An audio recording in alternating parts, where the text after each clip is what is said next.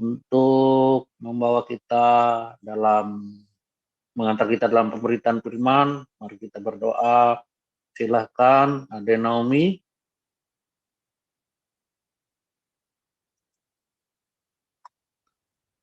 Baik. Bapak, terima kasih. Kami akan mempersiapkan hati kami, Tuhan, untuk mendengar dan menerima berkat lewat renungan firman yang akan disampaikan Gembala kami, Pastor Paul. Engkau urapi dan berkati beliau, Tuhan. Biarlah apa yang disampaikan bisa menjadi rema dan juga kami bisa melakukannya. Terima kasih Tuhan, hanya di dalam nama Tuhan Yesus. Haleluya. Amin. Amin. Terima kasih Ade Naomi. Selanjutnya pembacaan firman Tuhan menjadi dasar renungan kita, diambil dari kitab 1 Tawari 4 ayat 1 sampai 22 dibacakan oleh Ibu Nerliana dari kitab 1 Tawari ayat 1 pasal 4 ayat 23 sampai 43 dibacakan oleh Bro Eli.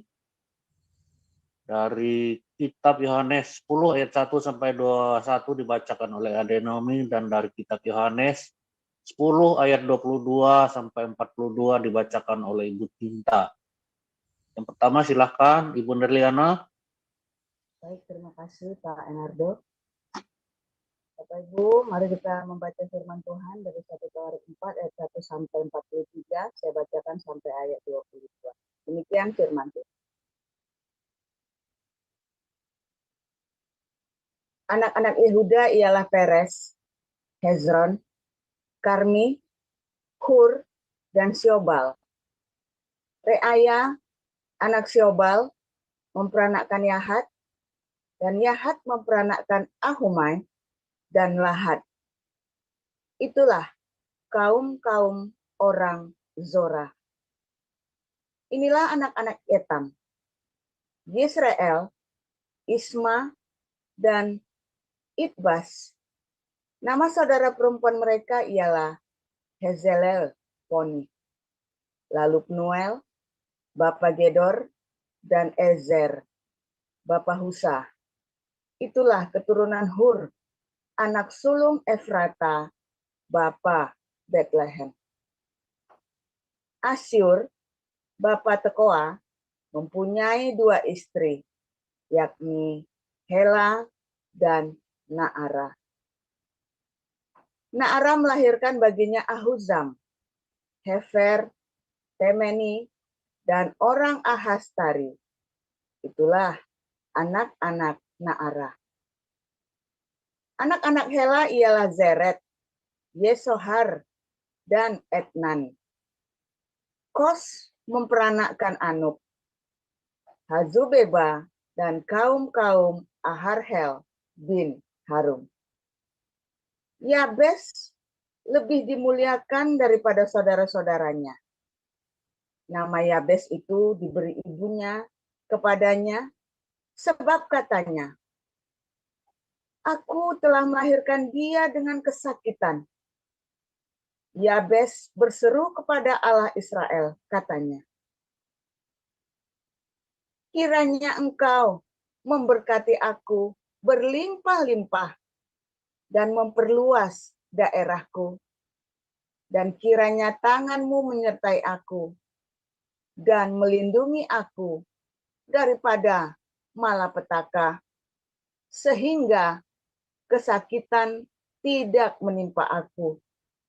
Dan Allah mengabulkan permintaannya itu. Kelub saudara Suha memperanakkan Mehir. Dialah ayah Eston. Dan Eston memperanakkan Betrafa.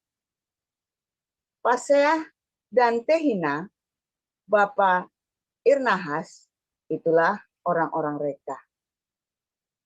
Anak-anak Kenas ialah Otniel dan Seraya. Dan anak-anak Otniel ialah Hatat dan Meonotai.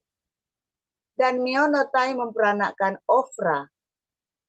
Seraya memperanakkan Yoa, bapa lembah tukang-tukang, karena mereka adalah tukang-tukang. Anak-anak Kaleb bin Yefune ialah Iru, Ela, dan Naam, dan keturunan Ela ialah Kenas.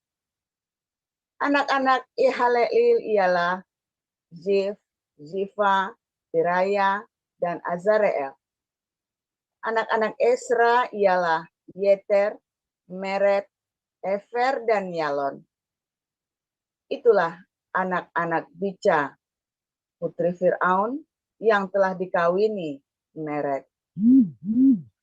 Perempuan ini melahirkan Miriam, Samai, dan Yisbah, bapa Estemoa. Istri Meret, perempuan Yehuda itu, melahirkan Yeret, bapa Gedor, dan Heber, bapa Soko, dan Yekutiel, bapa Zanoah. Anak-anak istri Hodia, saudara perempuan Nahab, ialah Abu Kehila, orang Garni itu, dan Estemoa, orang Maaka itu. Anak-anak Simon ialah Amnon, Rina, Ben-Hanan, dan Tilon. Anak-anak Yisel ialah Zohet dan Ben-Zohet. Keturunan Sela, anak Yehuda, ialah bapa Leka, dan Lada, bapa Maresa, dan kaum-kaum para pengusaha kain lenan halus di Bet Asibea. Lalu Yokim dan orang-orang Koseba, lagi Yoas dan Saraf yang menguasai Moab, dan kemudian pulang ke Betlehem. Riwayat-riwayat ini tua. Demikian. Saya lanjutkan ayat 23. Mereka ini adalah tukang-tukang periuk yang diam di Netaim dan Gedera. Mereka diam di sana dan bekerja untuk raja. Anak-anak Simeon ialah Nemuel, Yamin, Yarib, Serah, dan Saul. Anak orang ini ialah Salum. Anak orang ini ialah Mibsam. Anak orang ini ialah Misma. Keturunan Misma ialah Hamuel, anaknya. Anak orang ini ialah Sakur. Anak orang ini ialah Simei. Simei mempunyai 16 orang anak laki-laki dan 6 orang anak perempuan. Tetapi saudara-saudaranya tidak mempunyai banyak anak. Seluruh kaum mereka tidak bertambah banyak seperti Bani Yehuda. Mereka diam di Beersheba, Molada, Hasar Sual, Bilha, Esem, Tolat, Betuel, Horma, Siklak, Bet Markabot, Hasar Susim, Bet Biri, dan di Saaraim. Itulah kota-kota mereka sampai Daud menjadi raja. Dan desa-desanya ialah Etam, Ain, Rimon, Tochen, dan Asan, 5 perkampungan. Juga segala desanya yang di sekitar perkampungan-perkampungan itu sampai ke Baal. Itulah tempat-tempat kediaman mereka, dan mereka mempunyai silsilahnya sendiri. Dan Mesobab, Yamlek, Yosa bin Amasya, Yoel, Yehu bin Yosibia, bin Seraya, bin Asiel, Elio Enai, Yaakoba, Yesohaya, Asaya, Adiel, Yesimiel, Benaya, Sisa bin Sifei, bin Alon, bin Yedaya, bin Simri, bin Semaya. Orang-orang ini yang disebutkan dengan nama-namanya adalah pemimpin-pemimpin di antara kaum-kaum mereka. Keluarga-keluarga mereka makin bertambah banyak. Oleh sebab itu mereka pindah ke arah Gedor sampai ke sebelah timur lembah untuk mencari padang rumput bagi kambing domba mereka. Mereka menemui padang rumput yang gemuk dan baik. Negeri itu luas, aman, dan sentosa. Orang-orang yang diam di sana sebelum mereka berasal dari Ham. Orang-orang yang namanya tertulis ini datang dalam zaman Hizkia, Raja Yehuda, dan memusnahkan kemah-kemah orang Ham dan orang Meunim yang terdapat di sana dan menumpas mereka. Demikianlah sampai hari ini. Kemudian mereka menduduki tempat orang-orang itu, sebab di sana ada padang rumput bagi kambing domba mereka. Dan sebagian dari mereka, dari Bani Simeon, sebanyak 500 orang, pindah ke pegunungan Seir. Sebagai kepala mereka ialah Pelaka, Nearaya, Refaya, dan Usiel, anak-anak Yisei. Mereka membinasakan sisa orang Amalek yang telah meluputkan diri. Lalu mereka diam di sana sampai hari ini.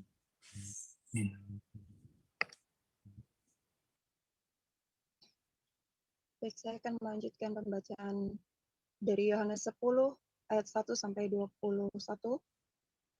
Aku berkata kepada kamu, sesungguhnya siapa yang masuk ke dalam kandang domba dengan tidak melalui pintu, tetapi dengan memanjat tembok, ia adalah seorang pencuri dan seorang perampok. Tetapi siapa yang masuk melalui pintu, ia adalah gembala domba. Untuk dia menjaga membuka pintu, dan domba-domba mendengarkan suaranya, dan ia memanggil domba-dombanya masing-masing menurut namanya dan menuntutnya keluar. Jika semua dombanya telah dibawanya keluar, ia berjalan di depan mereka, dan domba-domba itu mengikuti dia, karena mereka mengenal suaranya. Tetapi seorang asing pasti tidak mereka ikuti, malah mereka lari daripadanya, karena suara orang-orang asing tidak mereka kenal. Itulah yang dikatakan Yesus dalam perumpamaan kepada mereka, tetapi mereka tidak mengerti apa maksudnya ia berkata demikian kepada mereka. Maka kata Yesus sekali lagi, aku berkata kepadamu, sesungguhnya akulah pintu ke domba-domba itu. Semua orang yang datang sebelum aku adalah pencuri dan perampok, dan domba-domba itu tidak mendengarkan mereka. Akulah pintu. Barang siapa masuk melalui aku, ia akan selamat, dan ia akan masuk dan keluar dan menemukan padang rumput. Pencuri datang hanya untuk mencuri dan membunuh dan membinasakan. Aku datang supaya mereka mempunyai hidup dan mempunyainya dalam segala kelimpahan. Akulah gembala yang baik. Gembala yang baik memberikan nyawanya bagi domba-dombanya. Sedangkan seorang upahan yang bukan gembala dan yang bukan pemilik domba-domba itu sendiri, ketika melihat serigala datang, meninggalkan domba-domba itu lalu lari, sehingga serigala itu menerkam dan mencerai-beraikan domba-domba itu. Ia lari karena ia seorang upahan dan tidak memperhatikan domba-domba itu. Akulah gembala yang baik, dan aku mengenal domba-dombaku, dan domba-dombaku mengenal aku. Sama seperti Bapa mengenal aku, dan aku mengenal Bapa, dan aku memberikan nyawaku bagi domba-dombaku. Apalagi padaku domba-domba lain yang bukan dari kandang ini, domba-domba itu harus kutuntun juga, dan mereka akan mendengarkan suaraku, dan mereka akan menjadi satu kawanan dengan satu gembala. Bapa mengasihi aku, oleh karena aku memberikan nyawaku untuk menerimanya kembali. Tidak seorang pun mengambilnya daripadaku, melainkan aku memberikan menurut kehendakku sendiri. Aku berkuasa memberikannya dan berkuasa mengambil kembali. Inilah tugas yang kuterima dari Bapakku. Maka timbullah pula pertentangan di antara orang-orang Yahudi karena perkataan itu. Banyak di antara mereka berkata, ia kerasukan setan dan gila. Mengapa kamu mendengarkan dia? Yang lain berkata, itu bukan perkataan orang yang kerasukan setan. Dapatkah setan memelekkan mata orang-orang buta? Ya, saya lanjutkan. Tidak lama kemudian, tibalah hari raya pentahbisan Bait Allah di Yerusalem. Ketika itu musim dingin, dan Yesus berjalan-jalan di Bait Allah di Serambi Salomo. Maka orang-orang Yahudi mengelilingi dia dan berkata kepadanya, berapa lama lagi engkau membiarkan kami hidup dalam kebimbangan? Jikalau engkau Mesias, katakanlah terus terang kepada kami. Yesus menjawab mereka, aku telah mengatakannya kepada kamu, tetapi kamu tidak percaya. pekerjaan-pekerjaan yang kulakukan dalam nama Bapakku, itulah yang memberi kesaksian tentang aku. Tetapi kamu tidak percaya, karena kamu tidak termasuk domba-dombaku. Domba-dombaku mendengarkan suaraku, dan aku mengenal mereka, dan mereka mengikut aku.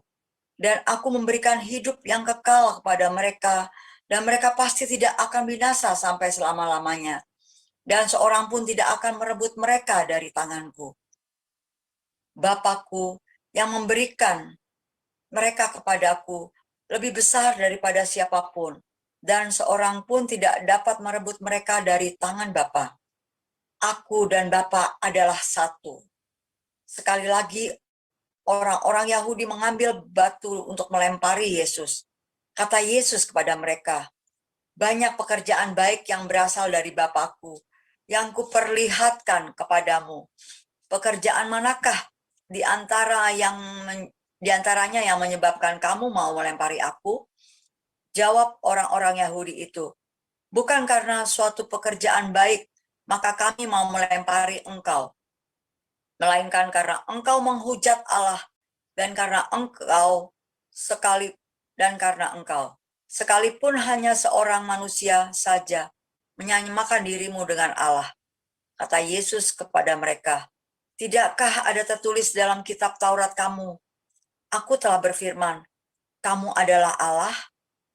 Jikalau mereka, kepada siapa firman itu disampaikan, disebut Allah, sedang kitab suci tidak dapat dibatalkan. Masihkah kamu berkata kepada Dia yang dikuduskan oleh Bapa dan yang telah diutusnya ke dalam dunia, engkau menghujat Allah?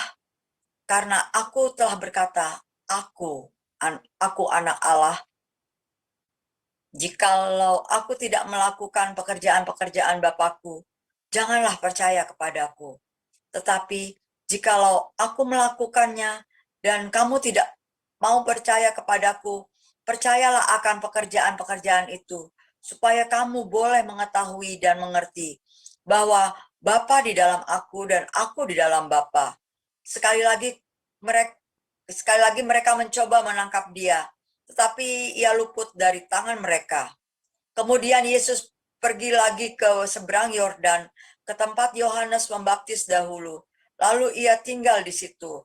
Dan banyak orang datang kepadanya dan berkata, Yohanes memang tidak membuat satu tanda pun, tetapi semua yang pernah dikatakan Yohanes tentang orang ini adalah benar. Dan banyak orang di situ percaya kepadanya. Demikian pembacaan firman Tuhan. Amin. Untuk firman Tuhan, terima kasih Ibu Nirliana, Bro Weli, Ade Naomi, dan Ibu Cinta.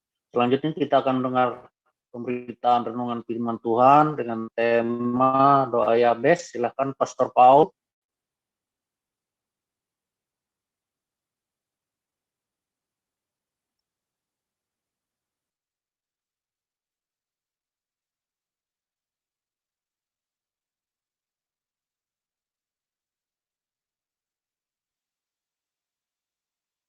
Silakan Pastor Paul.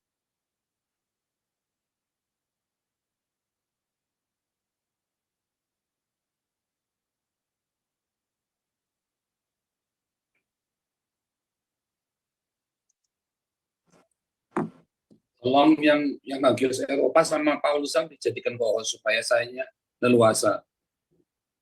Bu Ana.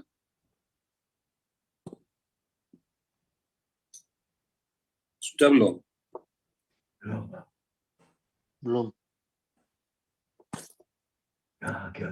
Ya, sama tolong tampilkan tadi 1 Tawarik 4 ayat 9 yang doa Yabes tadi ya.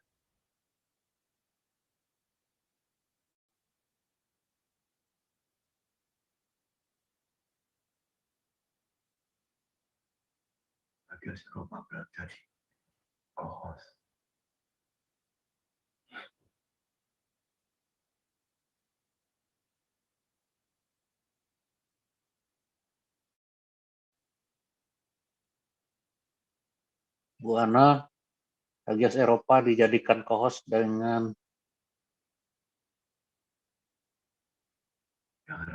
Paul Jang. Ya, ada 2 yang belum dijadikan co-host.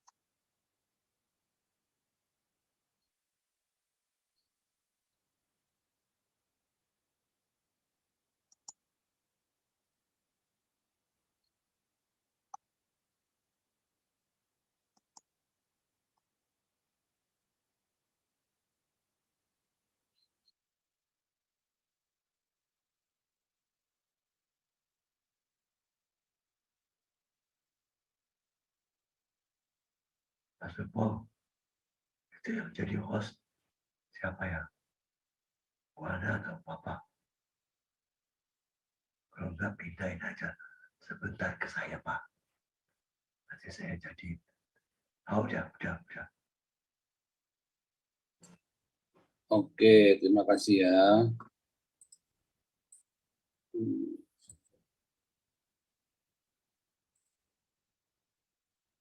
Oke, kita hari ini belajar doa Yabes ya, saudara. Doa Yabes ini doa favorit bagi orang Pentakosta karismatik, saudara ya. Tapi sayangnya nggak ada yang dikabulkan, saudara ya. Doa paling favorit tapi nggak ada yang dikabulkan. Kasihan deh lu. Semuanya pada nyanyi doa Yabes, pada doa Yabes tapi nggak ada yang dikabulkan. Kalau ada yang kaya, ntar sakit-sakitan. Kalau ada yang sehat, ntar melarat. Kalau ada yang udah kaya, sehat, cerai. Selalu begitu ya. Nggak ada yang benar-benar doa Yabes itu dikabulkan. Tapi ada orang yang nggak berdoa dengan doa Yabes, malah nggak kaya, ya, sehat, keluarganya baik. Coba bayangin, saudara. Kenapa bisa begitu? Nah.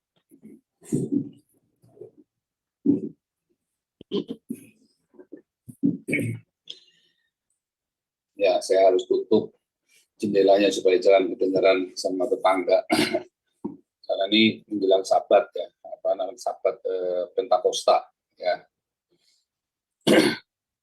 Jadi ada yang kaya sakit, ada yang kaya sehat tapi cerai, dan pokoknya ada aja. Jadi doa Yabesnya nggak mandi, saudara. Padahal diajarkan tiap minggu semua didoakan. Padahal tiap minggu nyanyinya doa Yabes sampai enak saya tuh ya. Ini ulang-ulang sampai enak gitu, saudara ya. Dan ini yang terjadi, kasihan ya. Itu terjadi penipuan di dalam gereja. Saya nggak berkata doa Yabes itu salah, bukan, saudara ya. Tetapi Anda melihat ya, bagaimana doa Yabes ini Anda bisa berdoa seperti Yabes ini, saudara ya. Anda bisa, bagaimana Anda ini benar bisa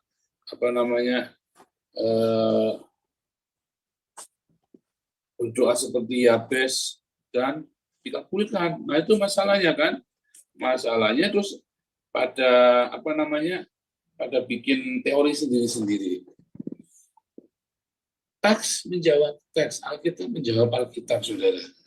Kalau Anda menerjemahkan Alkitab tanpa ada dasar Alkitabnya, menafsirkan satu Alkitab ya tanpa satu, Anda membaca Perjanjian Lama, lalu Anda melanglang buana berimajinasi dan Anda tidak setia kepada teks. Nah, itu yang masalahnya, saudara. Saudara, di dalam Perjanjian Baru ini adalah sebuah Talmud, penjelasan dari Perjanjian Lama. Ya, Talmud ini adalah Perjanjian Baru ini adalah sebuah midras, ya, sebuah midras dan gemara untuk misnah tanaim, tanahnya kita, ya, misnahnya tanah. Perjanjian Lama itu adalah tanah. Lalu kita punya midras dan gemara, pengajaran dan komentarinya. Ya, ada perdebatan para teologis di situ. Ya, dari Paulus dengan Petrus dengan Yohanes, para penulis itu ya, para penulis. Nah, kemudian beberapa orang punya bapak gereja. Ya, kalau saya nggak suka pakai bapak gereja, saudara ya. Kalau saya lebih suka berkutat dengan para rasul saja. Karena kalau sudah bapak gereja itu sudah turunan yang kesekian. Dan bapak gereja itu tidak bisa bahasa Ibrani, saudara ya. Sehingga kalau dia membaca Perjanjian Lama, dia akan membacanya secara hurufiah tanpa dia mengerti makna di balik makna. Dan bapak gereja tidak menuruti tradisi Talmudik, ya. Tidak mengikuti tradisi. Sedangkan para rasul mengikuti tradisi Rabbani. Suatu ketika di Belanda, ya, ditanyain cara mendengar suara Tuhan. Saya cerita, saudara. Kalau orang Belanda ini marah, dia maunya mendengar suara Tuhan itu ya Tuhan berobat kuping itu colok kuping gitu ya. Mana ada mendengar suara Tuhan seperti itu, saya bilang. Loh, tapi kalau kita bilang mendengar suara Tuhan, kamu tahu nggak caranya gimana? Ada nggak disebutin mendengar suara Tuhan mereka itu bagaimana ketemu Tuhannya, mendengarnya bagaimana. Nah, kita belajar dari rabbinic loh. Tapi kan kita Kristen tidak mengikuti rabbinic. Oh, Yesus rabi. Tak bilang gitu marah saudara ya. Nah, itulah. Orang-orang beragama di Belanda pun ada saudara ya. Marah dia saudara. Terus saya kasih tahu dia, ya inilah tradisi rabbinic. Ya, makanya pentingnya orang belajar itu begitu. Tapi orang-orang bapak gereja, bapak gerejanya saja suruh jelasin Trinitas, Yohanes sama Unitarian aja ribut kelahi sendiri. Serius saudara ya, gara-gara Unitarian, Yohanes dan Trinitarian itu bapak gereja itu ribut saudara. Ribut. Mereka nggak bisa bahasa Ibrani, mereka ribut untuk sesuatu teks, ya. Yang orang Yahudi bisa bahasa Ibrani bilang, lu lagi ngapain sih? Ini kan ribut nih. Misalnya nih, saya ini orang Indonesia nih kan, saya kan datang dari Indonesia, datang ke Belanda itu kan. Terus ini ada orang Belanda debat, ya, ada orang Belanda debat, ya, tentang Pancasila, saudara. Saat saya tanya, lu ngapain sih lagi debat Pancasila? Sebentar. Kamu debat Pancasila pakai bahasa Belanda, saudara ya. Sebentar. Pancasila itu datangnya dari Indonesia. Saya bilang, saya ini berbahasa Indonesia. Dia menafsirkan ketuhanan apa segala macam, dengan segala macam tafsirnya, saudara. The 5 principles, dia bilang begitu kan. Kan begitu kan, sama saja seperti itu, saudara. Ada orang mau menafsirkan cerita, mau menafsirkan Hono Coroko, orang itu tadi ya. Mereka merasa lebih tahu daripada orang Jawanya sendiri, daripada Keraton Jogja dan Keraton Solo. Kan repot, saudara. Ada, ya, kita berdebat bahasa Alkitab yang orang Yahudinya sendiri, loh, kamu lagi debat apa sih? Sama ya. Jadi waktu kita belajar, apakah berarti kita harus bisa bahasa Ibrani? Iya, sebaiknya Anda bisa bahasa Ibrani, saudara. Nanti Anda ketika mau, Anda ya para apologet, malah bisanya bahasa Arab, kan kupluk saudara ini apologet. Anda malah belajar ngotot bahasa Arab, bahasa Ibrani saja Anda belum bisa. Ya, saya sering lihat ya, sahabat apologet, kursus bahasa Arab, benar-benar kamu udah bisa bahasa Ibrani. Oh, gimana sih? Bahasa Ibrani itu, kalau cuma diajari kayak Hono Coroko mah gampang, saudara. Masalahnya di dalam bahasa Ibrani ada makna di balik maknanya itu yang sulitnya, saudara. Sehingga kita ngajar, cuma ngajar begitu, nggak nyampe maknanya, saudara. Nggak nyampe maknanya. Ya, tadi saya diajari tentang apa namanya si puah dan sifra dan puah itu ya, bidannya yang di zamannya Musa itu ya, si sifra dan Musa dan puah. Siapakah itu, saudara? Ternyata itu Yokobed sama Miriam, saudara ya. Nah, ternyata sifra dan Musa itu ada artinya sendiri, sifra, dan itu bisa ada 4 atau 5 arti, saudara, dan ada 4 atau 5 nafsiran. Gantung dengan kata-katanya juga ada sefer sama uah itu tadi ya. Kata sefer sama p, vav sama e. Itu ada 5 penafsiran, saudara ya. Siapakah sifra dan uah itu, saudara? Nah, itu saudara, orang Yahudinya sendiri tenang. Nah, perbedaan kita dengan orang Yahudi itu apa, saudara? Hanya di Yesus, yang lainnya sama. Mengapa di Yesusnya beda? Karena Yesus jadi pagan. Nah, kalau tadi kita baca perdebatan Yesusnya mau dirajam pakai batu, saudara. Nah, karena orang-orang itu keberatan. Kalau Yesus berkata anak Allah, padahal itu tadi, anak-anak Allah itu sudah ada di Alkitab. Tetapi di zaman Yesus, ya orang-orang Farisi ngajarin yang lain. Nah, itu kayak sama seperti gereja hari ini ngajarin yang lain. Ya. Kita punya Alkitab Perjanjian Lama, ada Perjanjian Baru. Perjanjian Baru ini para rasul, dia berdasarkan tradisi rabbinik, dia menjelaskan Perjanjian Lama. Ya, perjanjian baik Yesus dan para rasul menjelaskan Perjanjian Lama, mengajarkan apa yang di dalam Perjanjian Lama dijelaskan. Tapi kemudian Bapak Gereja menjelaskan penjelasan itu, saudara. Lalu Anda, para teolog, menjelaskan penjelasan dari penjelasan itu. Wah, repot kan, saudara. Penjelasan dari penjelasan kurang jelas. Nah, aku ngomong kurang jelas, itu jelas itu. Ya, Pak Mulia tolong jelasin. Terus Pak Mulia udah ngomong, terus kurang jelas. Ya, ayo Pak Peng tolong jelasin itu yang diomongin Pak Mulia. Kurang jelas. Ya, Bu Vivin tolong jelasin itu Pak Peng tadi ngomong apa. Ya, panjang saudara ayatnya. Yang saya ngomong tadi, apa tadi ya Pak? Nggak tahu. Nah, itu yang terjadi dengan doa Yabes, saudara ya. Itu yang terjadi dengan banyak sekali orang-orang memikirkan tentang pemahaman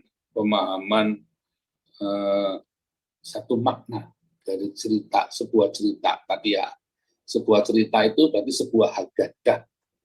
Tadi kan sebuah cerita tentang Yabes kan sebuah hagadah, sebuah hagadik, saudara ya. Nah, sebuah cerita ini harus kemudian Yesus mengajarkan, saudara, apa itu namanya kelimpahan. Ya, apa yang namanya kelimpahan? Aku datang supaya kamu beroleh hidup dan hidup dalam kelimpahan. Ya, nah, itu yang penting, saudara. Jadi bukan doa Yabes, tapi kenapa ada kelimpahan itu, saudara? Nah, Yesus menjelaskan, aku datang supaya hidup dalam kelimpahan. Ya, supaya hidup di dalam keberkatan. Nah, bagaimana supaya kita hidup dalam kelimpahan? Caranya, kata Yesus, kamu harus mendengar suaraku. Masalahnya Anda tidak mendengar suara Yesus. Yang Anda dengar adalah suaramu, hawa nafsumu yang pengen punya mobil mewah, yang pengen punya barang mewah, suara hawa nafsumu yang kepengen ini, kepengen itu, ya, yang pengen punya istri, yuk, ini wah istri udah pasang target istri saya yang begini, nggak ngukur badan sendiri, saudara ya. Saya harus begini, saya akhirnya, nah itu tadi akhirnya kebanting-banting hidupnya, saudara. Ya, ada orang yang punya gaya hidup high class. Anda ingin menikah dengan orang yang punya high class itu. Sementara Anda terbiasa dengan hidup gaya tukang beca. Ini maaf saya ngomong ya, kayaknya sederhana banget. Banting, saudara. Saya dulu waktu SMA begitu ya. Saya dulu suka sama satu orang begitu ya. Sebelum saya kenal sama Bu Ana. Nah, sebetulnya orang ini juga katanya suka sama saya katanya, tapi saya mundur. Kenapa? Karena orang ini high class sekali, saudara. Dan saya banyak nasihat ya, karena tante saya ini kan cinta Tuhan ya. Mereka banyak ngajarin kita kalau kita ke Jakarta, ya kita kan dari kampung ya, keluarga kami juga broken. Jadi kalau di Jakarta selalu diajarin, kita dikasih tahu, diingatkan. Sehingga saya punya pemikiran, saya mau punya istri yang sederhana. Kayak Bu Ana itu sederhana. Anak orang kaya tapi hidupnya simpel, sederhana, saudara ya. Cuma kalau ini orang high class kebanting-banting, saudara, saya butuh melihat dia, caranya ini semua, ngomongnya tinggi, aduh saya capek, saudara. Saya capek, nggak mau ngikutin. Nah, Tuhan Yesus ngajarin kepada kita, ya, bagaimana hidup dalam kelimpahan itu, saudara. Nah, banyak orang, namanya hidup kelimpahan itu, yang penting saya bisa aksi, bisa gaya. Walaupun kudu utang, saudara. Saya harus bisa gaya, walaupun kudu nilep duitnya orang. Yang namanya kelimpahan, saya harus bisa punya ini, punya itu, walaupun saya kudu nilep donasi. Yang namanya kelimpahan itu, saya harus punya kolam renang, punya kolam susu, segala macam. Sekalipun saya harus pura-pura, oh ini buat pekerjaan Tuhan. Ya, saudara ya. Itu definisi kelimpahan dari hawa nafsu kita, saudara. Makanya doa Yabes itu nggak pernah terjadi dalam hidupmu. Karena Tuhan Yesus yang midras pengajarannya, ya menjelaskan doa Yabes itu hidup apakah kelimpahan supaya kamu boleh hidup dan hidup dalam kelimpahan. Yesusnya saja nggak pernah naik onta, saudara. Yesusnya saja cuma naik keledai beban betina, itu pun pinjaman. Ya, ini hamba-hamba Tuhan. Kalau Yesus zaman sekarang kasih dia naik pesawat turbojet, gundelmu bayang, saudara. Pendeta-pendeta ini penuh dengan hawa nafsu.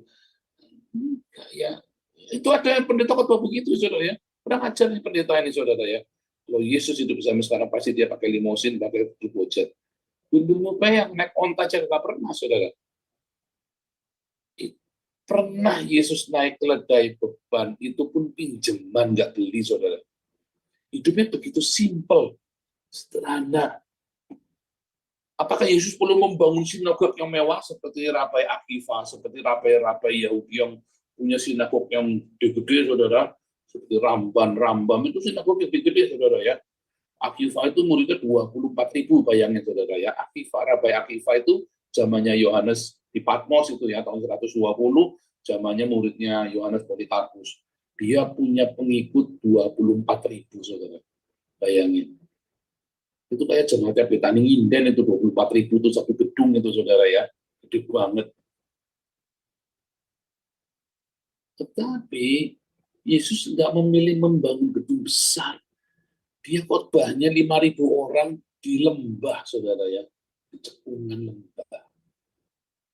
Ajaib ya, saudara ya. Hidupnya begitu simpel, sederhana. Uangnya banyak, tapi semuanya buat ngasih makan orang. Uangnya banyak, ya, tetapi semuanya buat dibagikan. Para rasul itu duitnya banyak, saudara ya. Ada orang jual ladang, di kita belum ada ya, orang jual rumah dikasih, kita belum ada, saudara ya, sampai hari ini, walaupun kita kolektornya tiap bulan 500 juta.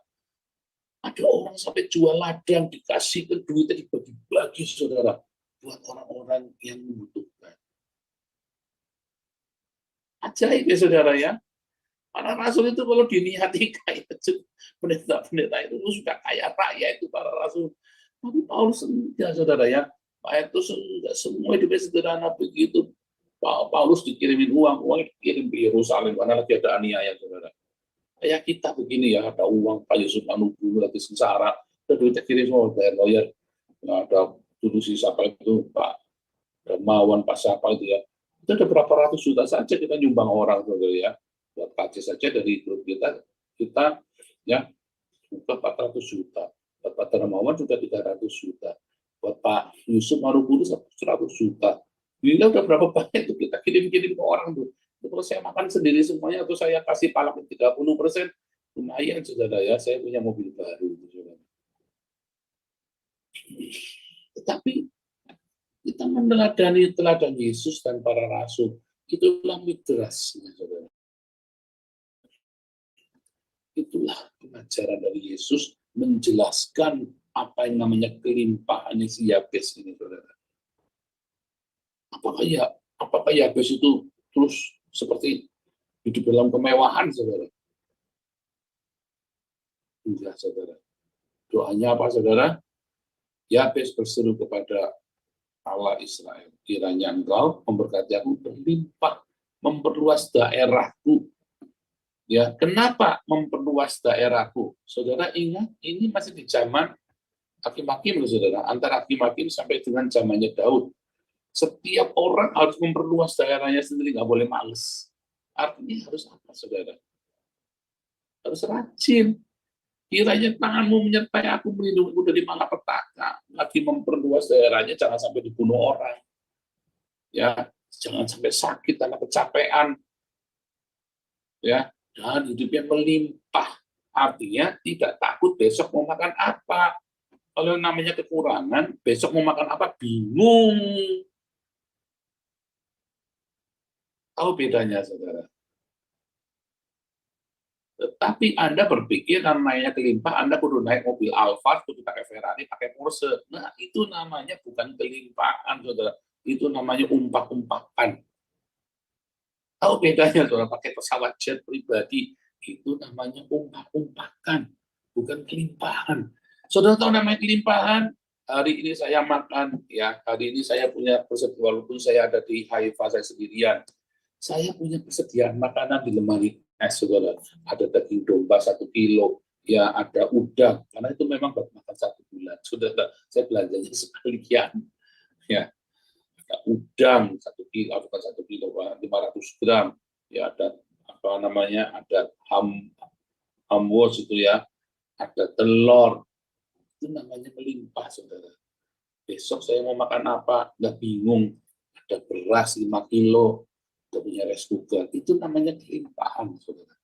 Besok mau makan apa Pak Paul? Tinggal masak saja, sebentar.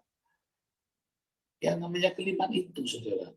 Bukan kelimpahan, saya mobilnya pakai Ferrari di depan itu bukan kelimpahan. Sementara tetangga saya banyak yang kelaparan di sini, saudara, yang uangnya kadang-kadang dikirim, kadang-kadang minta sama orang tuanya.